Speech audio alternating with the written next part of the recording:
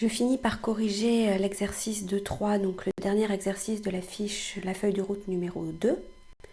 Donc ici c'était une petite devinette, je suis un rectangle, mon aire est de 10 plus 5x, une de mes dimensions est 5. Que vaut mon autre dimension? Donc cette autre dimension va dépendre de x, bien sûr, vu qu'on a un x dans l'expression de l'aire. Donc ce qu'on sait, c'est que l'aire d'un rectangle, c'est égal à la longueur fois la largeur. Donc petit L pour largeur fois grand L pour longueur. Ce qu'on sait également, c'est qu'elle est égale à 10 plus 5 fois x, 10 plus 5x.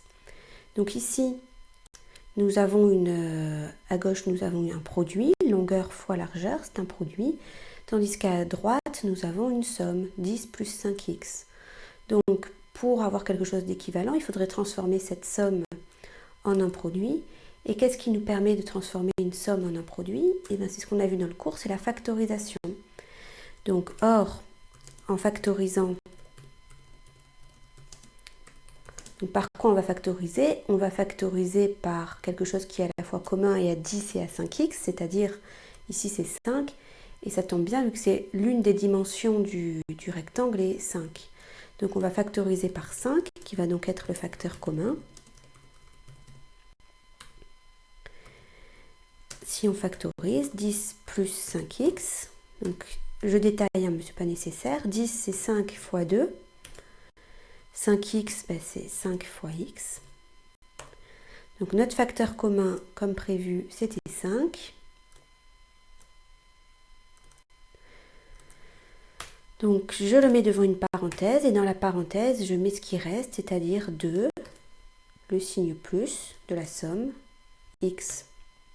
Donc là, j'ai bien transformé ma somme 10 plus 5x en un produit, 5 fois 2x. Et donc je me retrouve, si je reviens à la formule de départ, avec longueur fois largeur qui est égale à 5 fois 2 plus x. Donc par exemple, en identifiant, si la longueur est égale à 5, ça veut dire que la largeur est égale à 2 plus x. Et réciproquement, si c'est la longueur qui est égale à 5, si c'est la largeur qui est égale à 5, alors la longueur est égale à 2 plus x. On peut pas ça, donc 2 plus x, finalement, ce qu'on peut dire, en tout cas, c'est l'autre dimension du rectangle.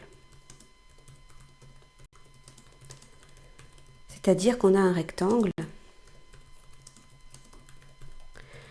de dimension 5 et 2 plus x. Alors on ne peut pas savoir qui est la longueur, qui est la largeur, parce qu'on ne connaît pas la valeur de x. Si par exemple x c'est 2, ça veut dire qu'on va avoir une dimension égale à 5 et l'autre dimension égale à 2 plus de 4. Donc 5 sera la longueur et 4 sera la largeur. Par contre, si x est égal à 8, la dimension 5 sera plus petite que 2 plus 8 qui va valoir 10. Donc 5 sera la largeur et 2 plus 8 égale 10 sera la longueur. Voilà. N'hésitez pas à poser des questions via la discussion et bon courage à vous.